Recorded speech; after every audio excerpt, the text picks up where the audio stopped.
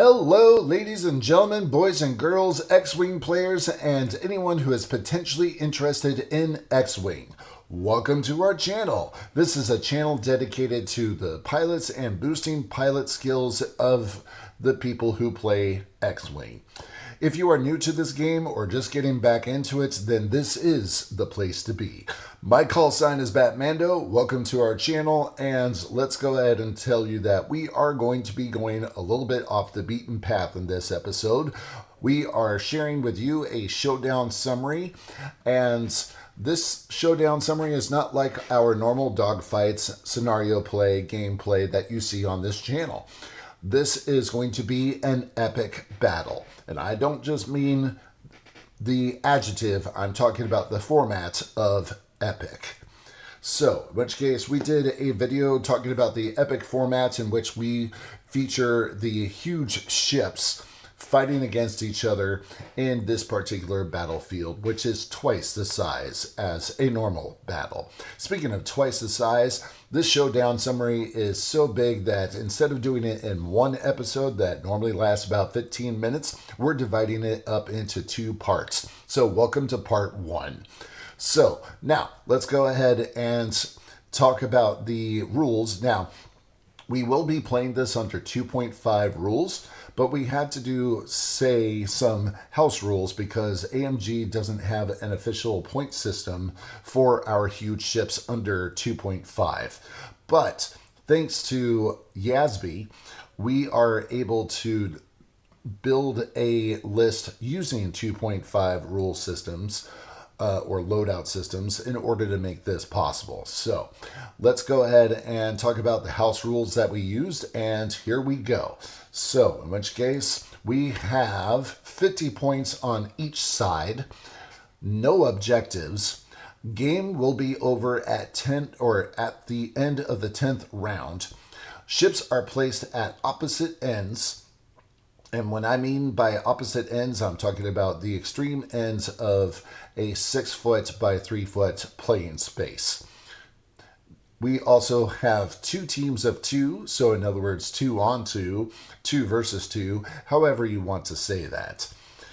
We also have one player on each team that controls the huge ship, in addition to a few ships, and the other player controlling the rest of the ships that are not huge, or how shall I say, escorting the huge ship. Now, this is going to be Empire versus Rebel. Perfectly thematic, I believe. So let's talk about what Empire pilots we have on the field. As you can see there, we have lots of names that look that should look familiar to anybody who plays the game on a regular basis. Some of those names can be terrifying, such as Sunterfell, Howlrunner, Del Meeko, Gideon, and Captain Jonas. So now, we don't have a lot of time to talk about every pilot's ability, so in the event you need to check out what are their abilities, then check out our video description where we have a link to the fandom wiki, and you can go ahead and check out what their abilities are. So now, these pilots are going to be commanded by or moved by Commander Orin and the Forest Ranger. So now, let's go ahead into the other side of the field, and that is going to be the Rebel pilots. Rebel pilots are going to feature a lot of names that also should look familiar, such as Arvel. Hopefully he doesn't run into anything. We have the secret weapon Magva. We also have Wedge Antilles in the A-Wing this time. In the X-Wings, we got Corrin and Thane and Psycho Tycho, and don't forget Han Solo in the Millennium Falcon. So those pilots are being flown by or commanded by myself and Rogue 2. So now we'll go ahead and say it's time to begin. All right, the initial setup you can see there. Lots of different formations already being made. You can see the Falcon hanging out by itself over here. Pair of X-Wings, pair of A-Wings. The U-Wing waiting to make a usual U-Wing move at the beginning that you will see as soon as I'm done with this. All right, we have 3 A-Wings all escorting our CR-90 Corvette. We have a a group of 4 bombers on this side. We have the Raider Corvette here. We have the Reaper. We have Sunterfell, and then we have a group of 4 TIE fighters. And there it is. So let's go ahead and, oh, by the way, I don't recommend this setup in the future. Not because it's a problem, but you'll see why soon. So here we are at the end of round 1 on the Rebels side. And as you can see, we haven't gotten anywhere really. And this is the primary reason I don't recommend the wide setup in retrospect. So, I mean, let's face it, Rebels normally do the 1-4 to victory. And even though they moved more than 1, I am going to say that it doesn't look like they moved very much at all. So this is a snail's pace, especially when you have forces that are traveling across a 6-foot by 3-foot mat. So let's flip to the other side of the mat where we see round 1 Empire. And they are coming in hot. They are choosing violence, ladies and gentlemen. So, I mean, are you really surprised? It's the Empire. So, of course, they're going to choose violence. Now, they are coming in hot. You can see that the 2 groups of 4 over here have flown a big distance to get to where they are. And I'm going to guess that, I mean, it's still snail's pace at this point in time, but the snail's name is Turbo on that side. And in which case, I'm going to say that they're somewhere about like halfway across the mat at this point in time. But the Rebels on the other side, as you saw, have barely like even left the board edge.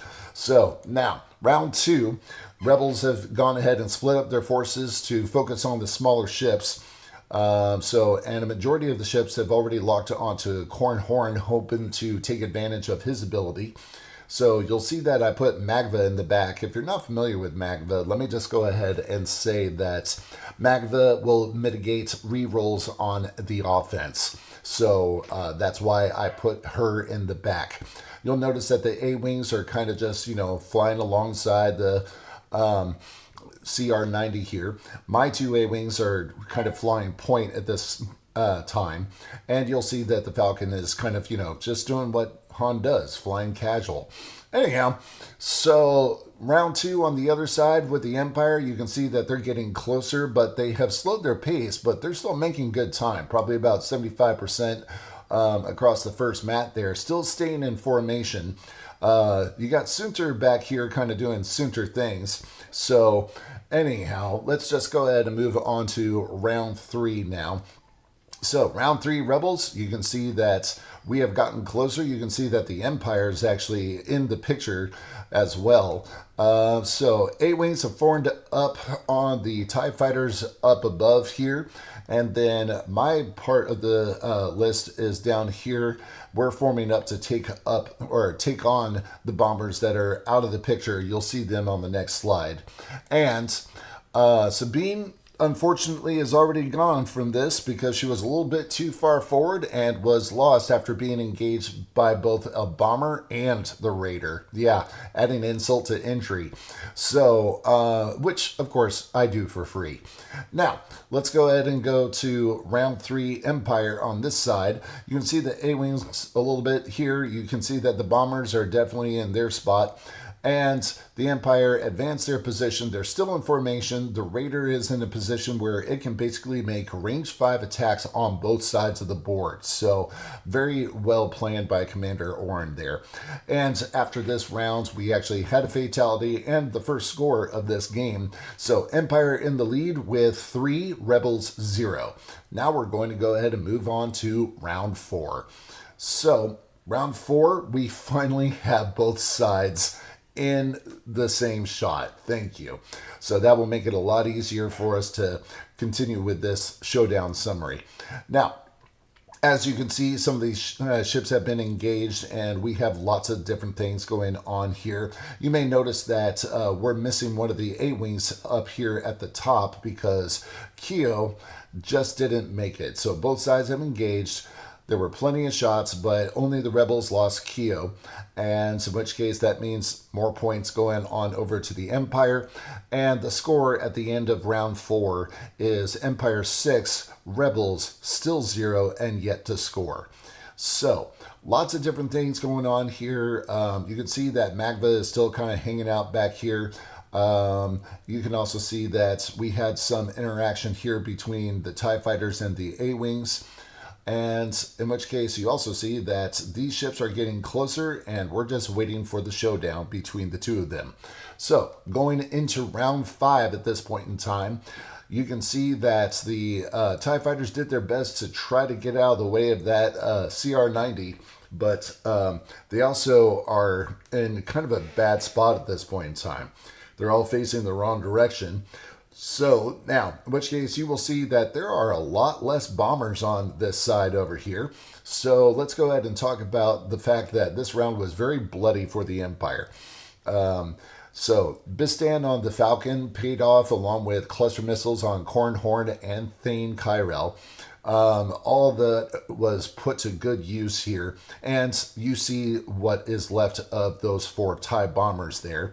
So I want to say it was Major Reimer was the last one left. So at that point in time, we can say that Magva went ahead and mitigated a number of the rerolls that the bombers are used to getting. But that being said, since the majority of these bombers are now dead, the score has changed into the Rebels' favor. Empire still with 6. But the Rebels with 10. Yes, ladies and gentlemen, anything can change in a single round of X-Wing. So, now, as much as I would like to continue, we are going to have to take a break here, but I'm going to ask you to please help us out. I'm a teacher who's trying to do this as a side gig and hoping to eventually get this to be a hustle on the side so I can spend some more money, or not spend some more money, save some more money on things like getting my kids to college and various other things that are very important to me. I am shooting these videos to help people learn about the game of X-Wing, but also improve their skills in the game of X-Wing. So as I'm helping you out, would you please help me out? Click like on our videos, subscribe to our future transmissions, get some of your friends to do the same, and I would very, very much appreciate it. All right, now, if you are looking for any information that we didn't cover, well, first off, drop it in as a comment and I will answer it. Or you can check out this fandom wiki site that covers any of the things that I may not have said, like pilot abilities and various other things. You also have some community hubs that also show other sites or other podcasts. But if you need anything official, you got these 2 here for the X-Wing documents. And if you have a question, the X-Wing forum is where you can get an official answer. So don't forget about your list builders. And then thank you for watching. Please come back for a part 2, which is going to be released next week on the same day, same bat time, same bat channel. So did I just say bat channel? Oh no, I gotta fix this. Which means, thanks ladies and gentlemen for watching. Please come on back next week. Same BatMando time, same BatMando channel. You can see the part 2 of this particular video. This showdown summary of this epic battle. Please follow us on Instagram. You can also find me on Facebook as well. If you have any questions, then drop a comment below. And as always, we give credits to SlidesGo, Flat Icon, Free Pick for the use of their media in this presentation. And thank you for joining us for this video. We very much appreciate you supporting us. My call sign is BatMando, and as always, BatMando out.